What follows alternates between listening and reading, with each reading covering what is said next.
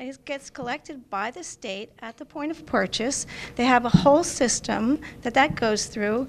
So all we're talking about now is extending that same system. It's basically the same system when you buy a battery or when you buy a tire or when you buy a single-use beverage container. That infrastructure is already in place. And the proof that it makes a difference is that I was yesterday talking with Bill and George and Senna, and they told me that one of the reasons the glass recycling is continuing is because of that 1.5 cents that's being collected on the glass jars.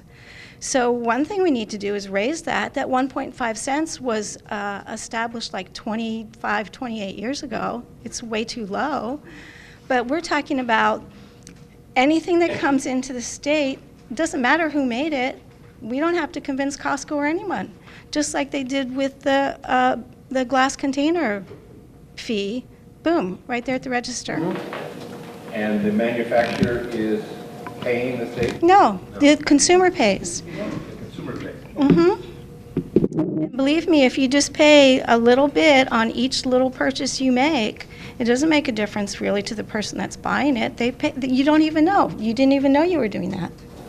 Okay, so I pay when I buy the peanut butter jar. Yep. And who's moving the money? The state collects it, and then what they do is they have a formula, and they say, okay, so many glass jars were bought in Hawaii County, and so many were bought on Oahu, and then they send the money back. They say, okay, Hawaii County, you get this much back, and Oahu, you get to keep this much. And it's in the law where it says that that money has to be used to support glass recycling. It's like right in there. So that's already in place. So now we're just talking about saying, okay, every time you buy a plastic toy or whatever, you pay a little something to handle the waste that's generated. So the state then is distributing this money to whom? The counties. Bill gets it. They got it. They get it. And again, I was told just yesterday that one of the reasons they were able to renegotiate with Business Services Hawaii and keep the glass recycling was because of that 1.5 cents. And who sets that value? The legislature?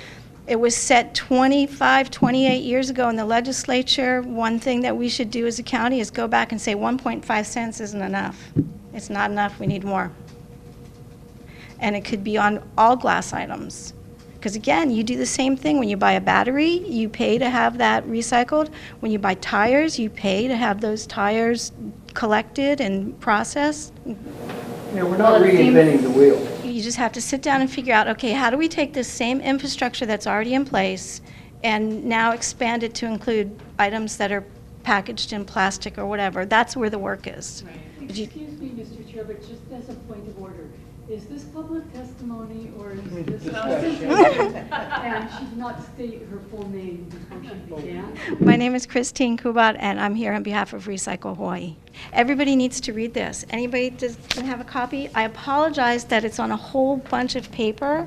The person who helped me make the copies didn't realize that we're trying not to use a whole bunch of white paper. And this makes the connection, the hidden cost of a plastic planet. This lays it all out.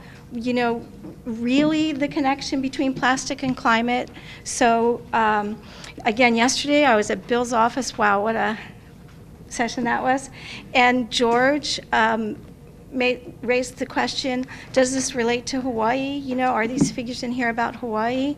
And the thing is, it does relate to Hawaii because we all live on the same planet, and every single person on this planet has to do what they need to do and accept responsibility for the plastic waste that they are generating. So 60 tons of plastic per day is what, right? Is that right, Bill? Is being generated here.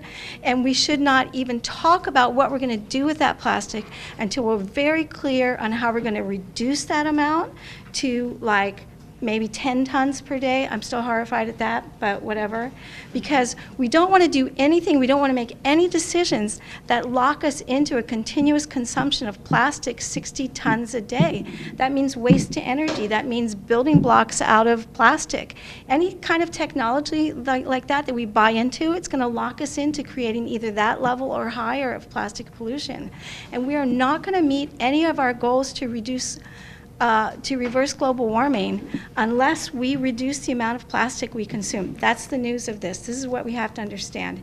Even if we tomorrow stopped using fossil fuels for energy and for electricity and transportation, we are still going to be overburdened by the amount of plastic and oil that's required for the plastic industry.